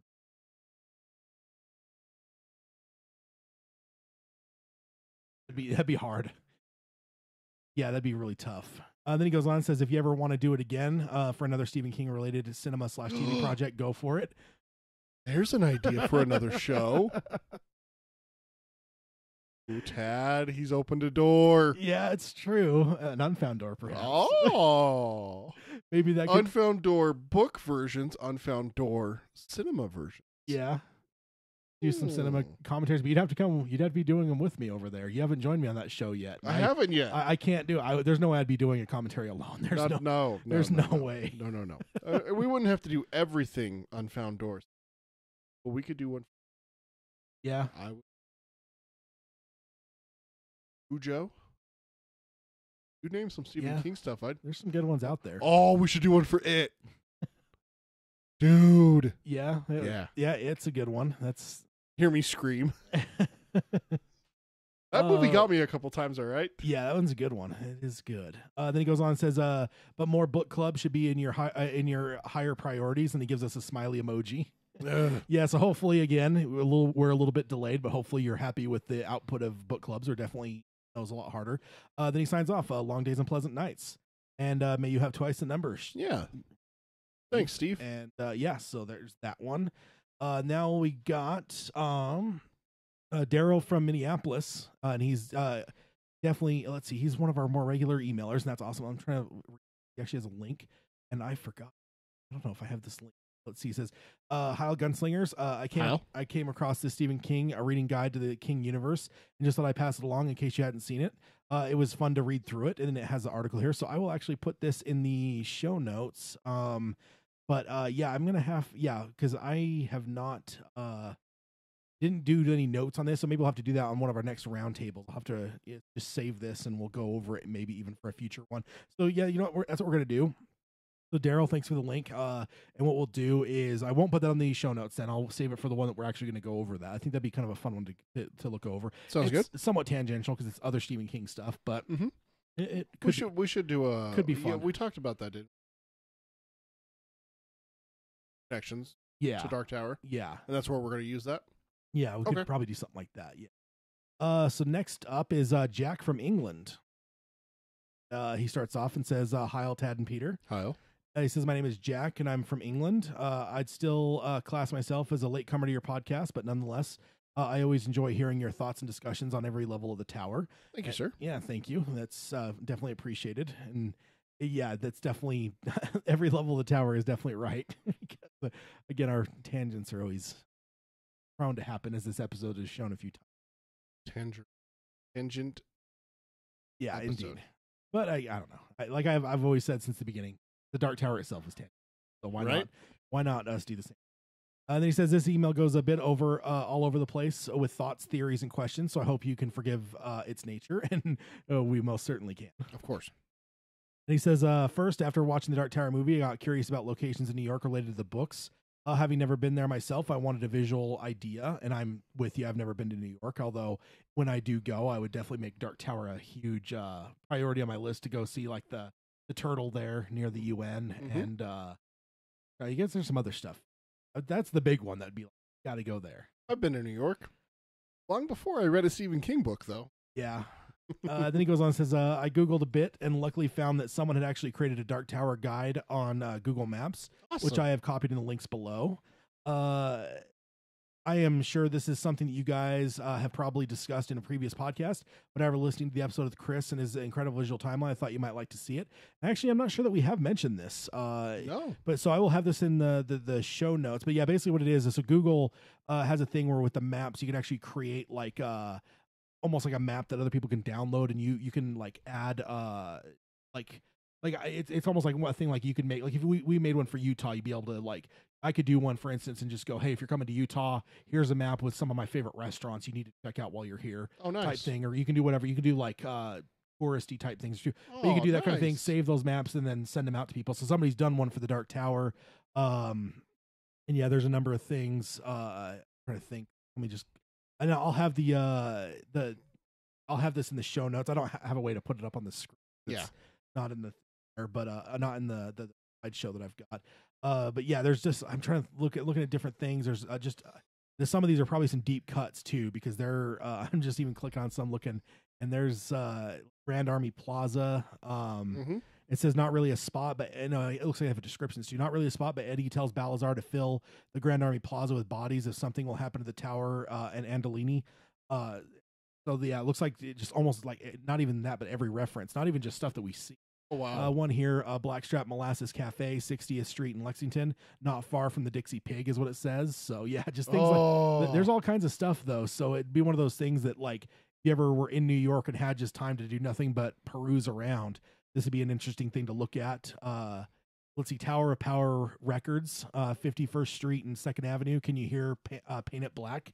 You know, that's another one of the ones. So there's just some cool stuff. So we'll have the link to that. And yeah, if you guys are ever going to go do some Dark Tower sightseeing, that is a cool map to go through and see what someone has put together. And I love that kind of stuff. I love when people, awesome. Yeah. And like he mentions Chris with the awesome timeline. Yeah. I just love when like people of any fandom, but especially when it's Dark Tower, that create something and that like that. I'm sure that took a lot of time to go create.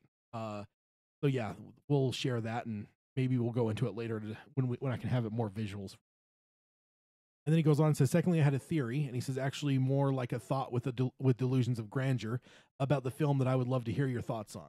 The power of the Prim has been receding. Could it be that for one reason or another, Gan has been using the magical energy of the Prim to keep resetting Roland back to the desert? Even using its magic to change aspects, i.e. Arthur Eld's horn. Could this explain why the movie is supposed to be the last time around, as there is little or no energy left to go back around again? Could this also explain why the Toadash monsters were able to break through in the movie, as the magical energy holding them back is weaker? And then he says, anyway, it's not a full fleshed out theory, just a few ideas. Please be gentle. No, I think that's actually, and I mean, it's a completely different thought than I've ever because I've always interpreted that Roland's journey would end when he actually found salvation. But this would be more of one of those things that this would be an idea that not necessarily that he's ever going to find salvation, but at some point you're actually going to run out of time. And if finally do what Gan wants you to do. Yeah. Now maybe the other thing is that he's just not doing it right. You know, there's a TV show episode. Someone has to very specific dies, wakes up, the morning, doing it wrong, kind of like Groundhog Day. I really. That's kind of interesting to think of Roland's, years always being that from another thing, and do not in the slightest take this criticism, but we've already seen that Toadash. See it in book 7.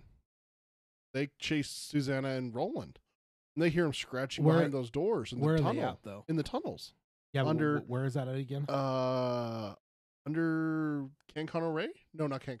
I always do that. No, it's no, I know what you're talking about. In Pathica, right? Yeah, where they have to have the flame to keep the monster at bay. Yeah, but with that, you're a lot closer. Like, so with this, that's that's Midworld. So yeah, but you're way closer to like the kind of the end of things, and also closer to like the tower. Like with where they're at with where he's at with Jake. I mean, you're talking about the beginning of the journey, like to see the Toadash monsters breaking through, just randomly through things. Also, they're there where Pennywise point and everything. So I don't. No, I'm not saying that's far fetched or anything. I'd almost count that as canon. As like it's happened before. It's just worse now, which actually strengthens his argument. And with that too is like also we didn't see Athene until they got into what was it? Was it Nebraska they were at when they started hearing the Thinny? Yeah, in the book. So because it's book 4. Yeah, so you're into the journey a ways, going closer to the center.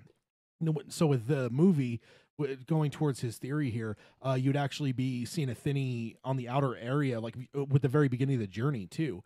Because that's Athene that starts off, right? Well, it depends. I mean, Roland's already across the desert going to the forest. So is that the desert where the Man in Black in book 1?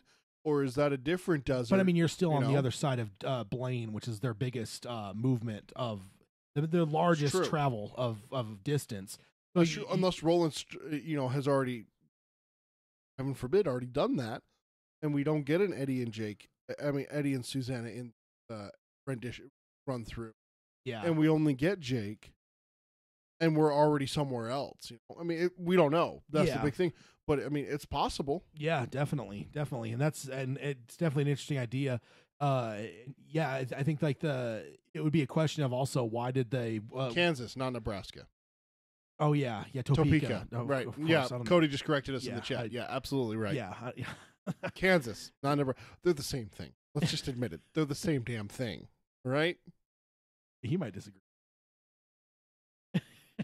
So that's that's a good theory though. I not think, bad. Yeah, I think that it's definitely, like I said, it would be a completely different element of any way I've ever interpreted the ending before, but it doesn't mean it's wrong. I think we've always said that my interpretation of the ending is not like, I don't consider it the be all end all. It's the way I interpret it. Yeah. If you wanted to interpret it differently, and like this would be a different interpretation, but I would ask the question is why would Gan wait so long to like? What if you take it one step further and it's not Gan? What if it's a good sorcerer, bad sorcerer? Where's the good sorcerers? What if right before the Battle of Jericho Hill or right after the Battle of Jericho Hill, sorcerer finds Roland and realizes he's the one chance of saving this everything. Yeah. Because it's not just this world, it's all worlds, on all levels of the tower. I'm going to put a spell on him to where he's not able to die until he does this or something like that. Heck, what if it's the Man in Black that accidentally? Yeah, no doubt. It's definitely Cody in the chat says Nebraska sucks to drive through. Dude, I can actually vouch for that. Like Nebraska. I will say the only thing worse though is Wyoming. Wyoming's definitely the far worst. I despise that state with every ounce of my being. When you're in Salt Lake, if you wanted to get to Denver, for instance, you have to drive the entire length of Wyoming and then drop down to get to Colorado, or into Colorado, and then get to unless Denver. You want to go up through the mountains, which is a lot harder. Yeah, so it's one of those things. I hate Wyoming with all my heart. But yeah, one time I went from Salt Lake to Omaha, which is the wrong side of Nebraska, so I had to go through the whole length of it. So I totally agree with you. But I can't say I've ever experienced Kansas but of course, Cody, you have. But it's the same thing. There's fields, there's corn, wheat. And you know what I was thinking? Why I said Nebraska is the state. Yeah, with Mother Abigail. Yeah, Hemingford Home. I think that's what it was.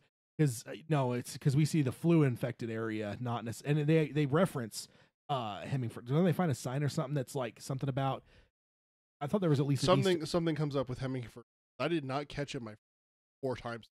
Out of my last time. Yeah. When we were talking about. Yeah, so that's where my confusion came originally, that sent us down this little tangent. But yeah, definitely why. Yeah, it's the Midwest interesting. And I'll say that's probably one of the areas I can't say I have a lot of experience with the East. I spent a lot of time in the West. I haven't really. I had that one drive to Omaha, but that's pretty much my only extent into like the Midwest area. And the East Coast, the only thing I've ever really experienced is like going to Orlando. Did a family vacation. South Dakota. Down into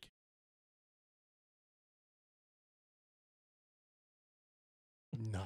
Wyoming, man, that's the bane of my existence. I hate that. I drove Wyoming back in. I think I drove Wyoming one time and I saw 3 cows.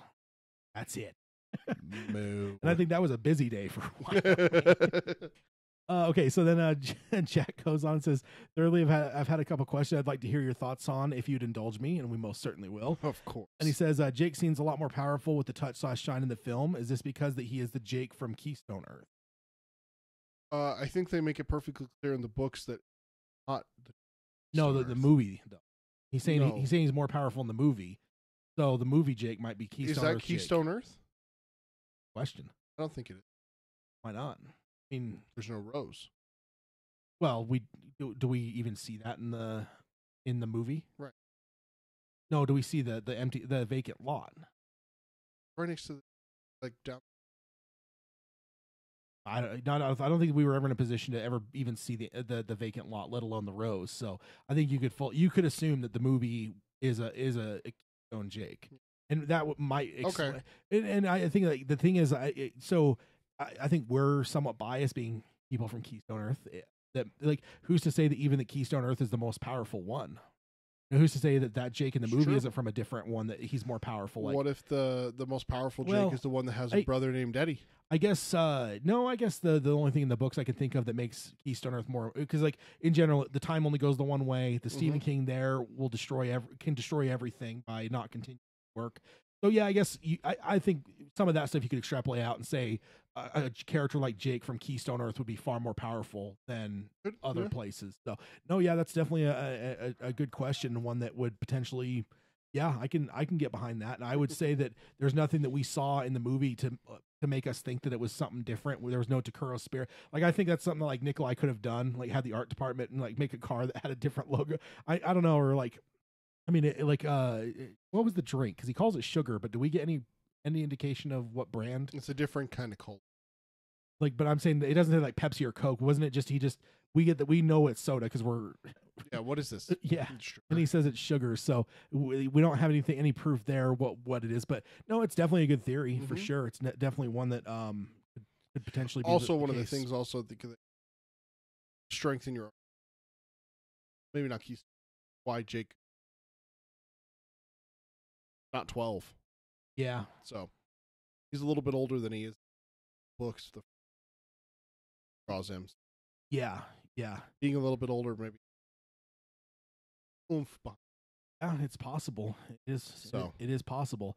Then he goes on and says, looking back after the movie release, do you think that it would have helped the audiences who didn't know about the Dark Tower if it had been a straight book adaptation?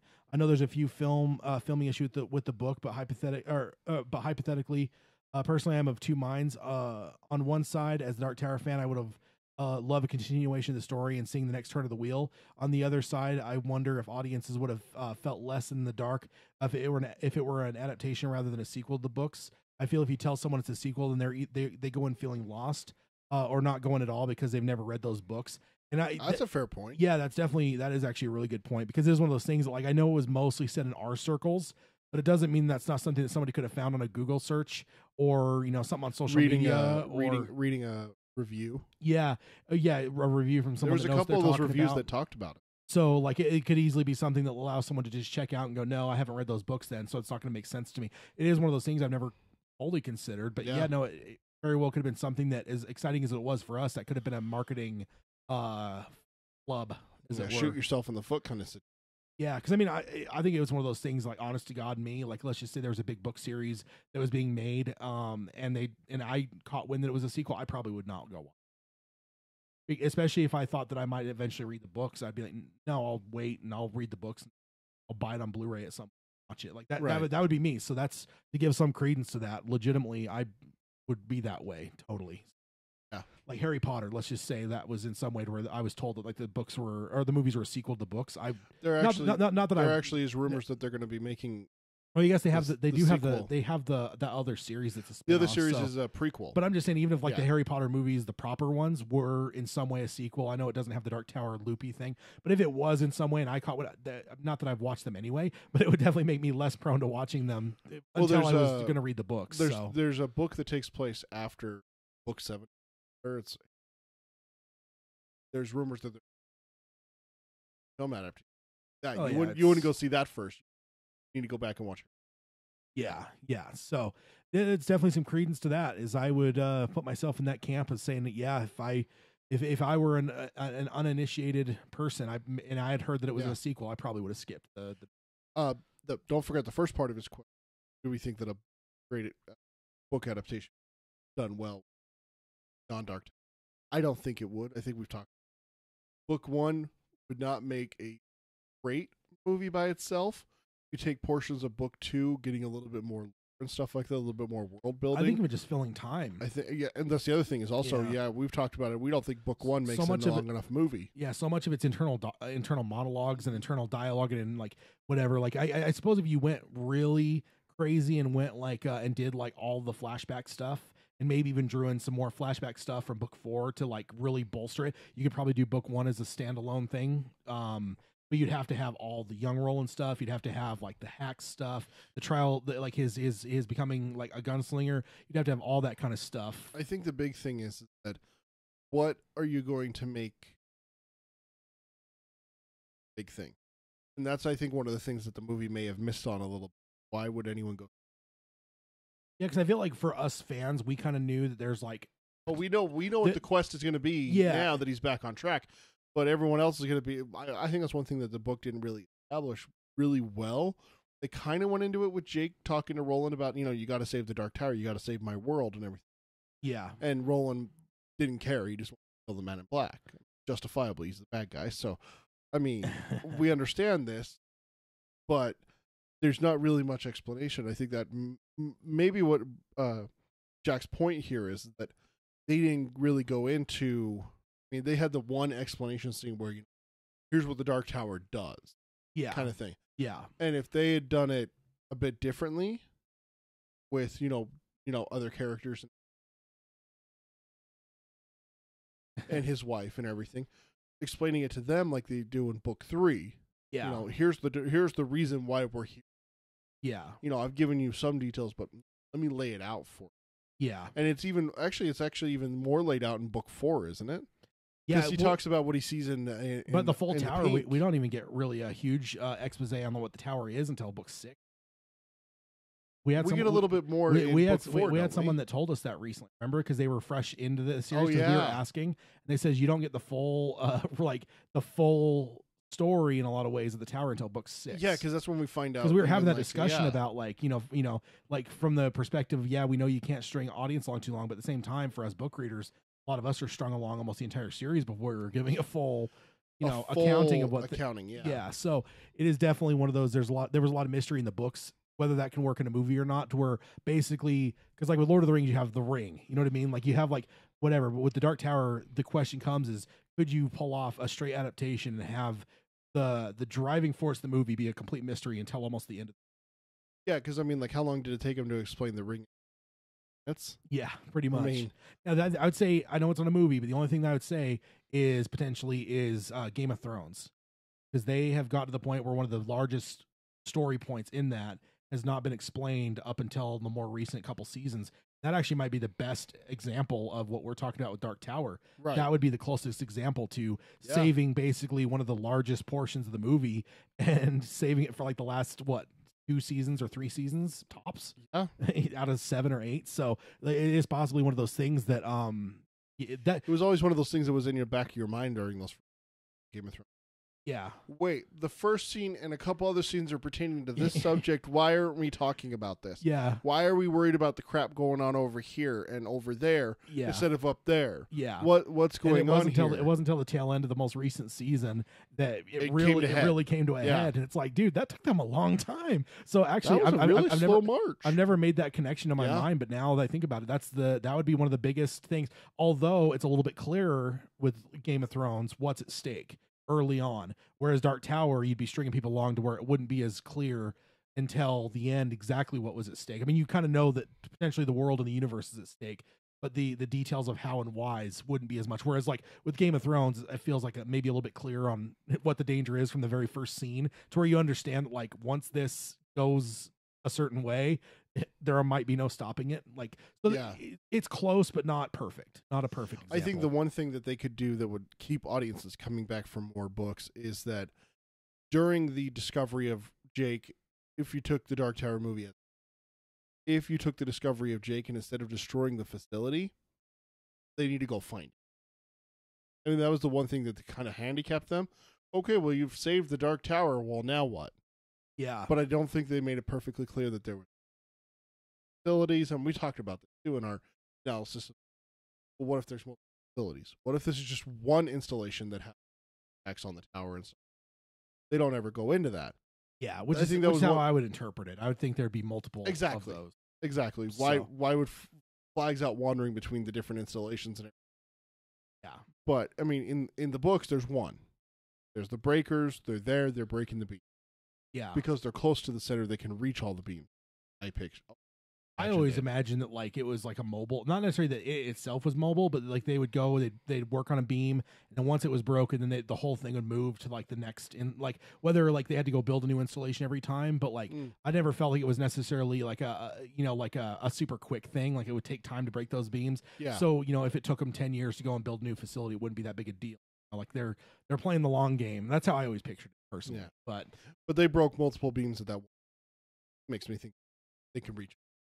I mean, unless there's So- multiple, like the Kala is one feeding place for psychic children, it could very well be that you had multiple of those at different areas of the world, and you potentially had breakers going on all those beams, and once they were done, Then they all come to you start moving them all to the same. not Cancun, Algo Ciento. That's what it's called. Yeah, I know you're having a block from it because not a place you like very much. Not a good place. No good. No good really happened. And then Cody does say, I think the Flag is both. He is a bad guy and he's misunderstood. I think he's a mirror of Roland, another side of the same coin. Without Flag, no Roland. Without Roland, no Flag. I think that's definitely something to consider for the Flag Summit there. That's... Oh, bad guy. There is no such thing as grays for Peter. It's just white hats and black. No, I will absolutely accept the fact that Roland is not 100% perfectly. He does some pretty bad things. I will accept that. Flag does nothing good. You cannot name one thing that he does good. And I will bring that up in the Flag Summit. There's not anything good that he does. Yeah, that's going to be a fun episode. Okay, then Jack here finishes up, says, thank you for reading, and I look forward to all the new stuff you guys have planned for the new year.